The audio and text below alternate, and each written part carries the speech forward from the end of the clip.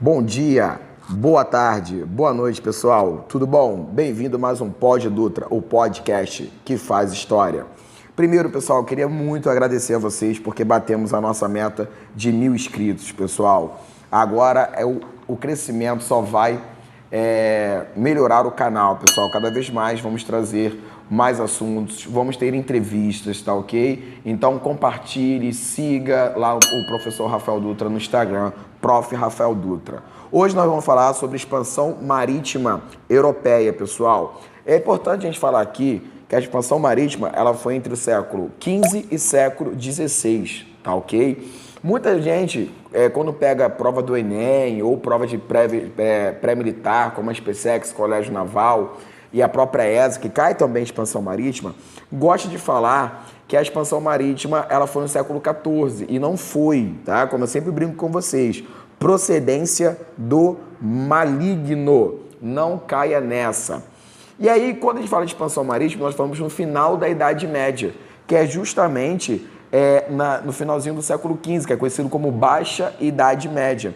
Nesse momento, a Europa estava passando por uma crise financeira e uma crise demográfica, ou seja, muitas pessoas acabaram morrendo devido à peste negra, também conhecido como peste bubônica.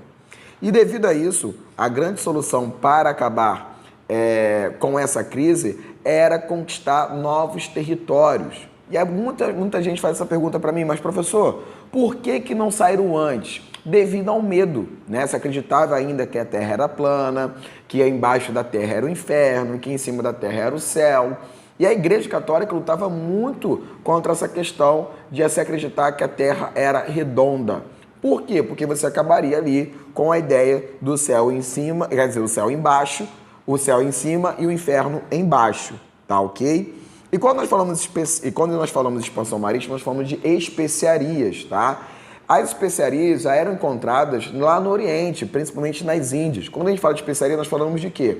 Falamos de cravo, de canela, de pimenta, noz moscada, seda, tá? É importante falar que essa seda aqui, tá, pessoal? É a seda tecido, nem outros tipos de seda que tem por aí não, antes que você pense que é outra seda. E aí, quem vai expandir? Quem quer essa expansão marítima, né? São três classes, porque nós podemos dizer. O rei, tá? Ele quer, devido ao fortalecimento do seu Estado Nacional moderno, tá ok? O clero, que quer a expansão marítima, porque também no século XV, a expansão da fé cristã, porque também no século XV nós vamos ter o começo da Reforma Protestante, com Lutero, Calvino e Henrique VIII. Então vai ter essa ideia da expansão da fé cristã, da catequização principalmente dos indígenas. E a burguesia, né, que é uma classe social nova, que vive diretamente do comércio, então ela quer expandir os seus negócios, ela quer expandir o seu lucro. Quando nós falamos de expansão marítima, nós temos que falar também do pioneirismo português, que se você for lá no meu Instagram, tem uma arte prontinha para você lá, chamado CABEP. O CABEP, pessoal, são todos os elementos que fazem Portugal ser o pioneiro da expansão marítima. Primeiro, centralização precoce. Portugal é o primeiro Estado Nacional moderno. Traduz para mim, professor. Portugal é o primeiro país da Europa, tá ok? Com a Revolução de Avis. Depois, ausência de guerras. Quando você vive guerras, você não tem como dividir a sua atenção entre aquela guerra e a expansão marítima. E Portugal, naquele momento, não vivia guerra nenhuma, diferente da sua principal concorrente, que era a Espanha, que vivia a chamada Guerra da Reconquista contra os mouros, tá ok? Eu sempre falo para os meus alunos, cuidado para não confundir com Guerra da Restauração, que é justamente o fim da União Ibérica. Esse é um assunto lá para frente, tá ok? E posição geográfica, né? Como posso dizer para vocês? Portugal era banhado pelo Oceano Atlântico, então existia ali uma experiência com o mar, existia uma experiência de pesca, tá ok? E a escola de Sagres, que pode vir na sua prova escrito progresso náutico ou aperfeiçoamento náutico. Então fique muito ligado a isso, tá? Geralmente, eu gosto de comentar com meus alunos as principais viagens portuguesas, que são 1415, o Ceuta, território Ceuta, tá? Celta é carro, no caso meu, o Cavaleiro Prateado, tá? Feito por Dom Henrique, o navegador, o infante. O território Ceuta, gente, vai marcar aquilo que nós chamamos de o começo da expansão marítima.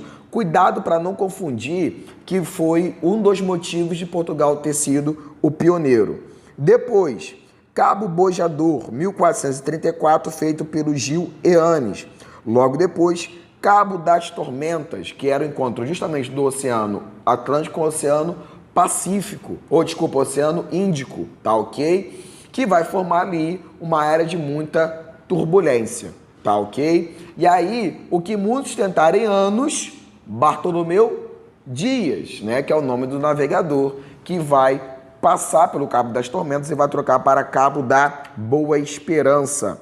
Depois, Calicut, né, nas Índias já, porque na verdade, um grande erro da história é falar que o Vasco da Gama, desculpa pessoal, quem é meu aluno vai entender esse som. Na verdade, o Vasco da Gama ele não encontra as Índias, ele encontra uma nova rota para as Índias. Por quê? O mar Mediterrâneo, que era a ligação entre a Europa e o Oriente, ela vai ser dominada por duas cidades, chamadas Gênova e Veneza, isso no Ocidente. Quando a gente fala no Oriente, a gente fala de Constantinopla, que também fazia o monopólio do mar Mediterrâneo, tá? E por último, o Brasil, né, de Pedro Álvares Cabral. Então, pessoal, aqui nós estamos falando das principais viagens. Só o que acontece? A Espanha, ela também vai sair para a expansão marítima. Então, nós vamos ser obrigados aqui a fazer tratados chamados ultramarinos, né? O primeiro tratado é o Tratado de Toledo, 1480, que vai decidir ali o destino das chamadas Ilhas Atlânticas, né? Ilha Canária, Ilha dos Açores, Cabo Verde. Então, o que fica decidido? Ilha da Madeira também. O que fica decidido? Que Portugal vai ficar com Açores, Cabo Verde e Ilha da Madeira. E a Espanha, as Ilhas Canárias. E fica proibida de navegar ao sul do Cabo Bojador, tá? Depois, é criada uma bula. Bula, pessoal, é um documento feito pela igreja no qual vai abençoar, vai autorizar a criação daquele tratado. Então, como eu fiz o Tratado de Toledo, eu tenho que ter uma bula. A bula intercoeteira de 1493, tá ok? Que, além de abençoar o Tratado de Toledo, também vai criar um meridiano, né, a 100 léguas de Cabo Verde. E o que eles vão decidir? Que terras a oeste é da Espanha e terras a leste é de Portugal. Portugal não fica satisfeito com isso e vai trazer a ideia de empurrar esse meridiano a 370 léguas, criando assim o Meridiano de Tordesilhas, que pode cair na prova, mas também muito conhecido como Tratado de Tordesilhas, de 1494, tá ok? Que é o grande tratado, que é o tratado que cai muito em prova, que vai falar a divisão do chamado Novo Mundo para os países ibéricos, tá? Lembrando, gente, quando a gente fala ibérico, a gente está falando de Portugal e Espanha, tá? União Ibérica, Espanha e Portugal, X-tudo ibérico, Espanha e Portugal, tudo sempre ibérico, a Espanha e Portugal. Como eu fiz um tratado, nós vamos ter vai ter que ter uma bula. A bula Equae pro bono passis terra eitatei, né? Que se você falar 3 vezes rápido, você vai ser batizado pelo Espírito Santo. Brincadeira, tá, pessoal? Fica chateado comigo, não. Então, nós vamos ter aqui a ideia das consequências da expansão marítima, que é o quê? A ideia do deslocamento do mercado financeiro do mar Mediterrâneo para o Oceano Atlântico, tá ok? A descoberta, é claro, de novas terras e principalmente o a criação do mercantilismo. O que era o mercantilismo, pessoal? Era um conjunto de leis comerciais que vai favorecer a burguesia, tá? Lembrando que quanto uma burguesia mais rica é o rei devido aos impostos. Então, quais são as práticas mercantilistas? Intervenção do Estado na economia, total. Metalismo, né? Que é o acúmulo de metais preciosos. Balança comercial favorável, você sempre vender mais do que comprar. Protecionismo alfandegário, tá?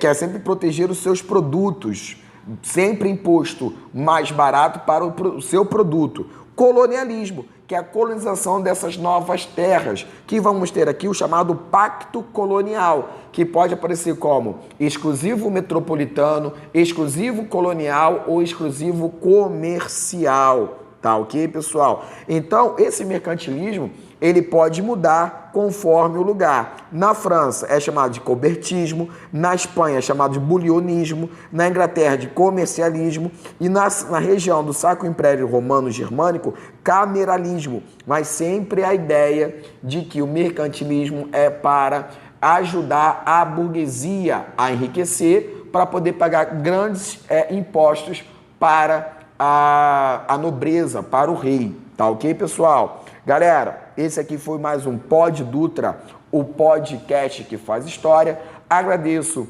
a sua presença, agradeço a sua atenção. Não se esqueça de dar o like, de se inscrever e me seguir lá no Instagram, Prof. Rafael Dutra. Até a próxima, pessoal. Tem novidades vindo por aí. Grande abraço.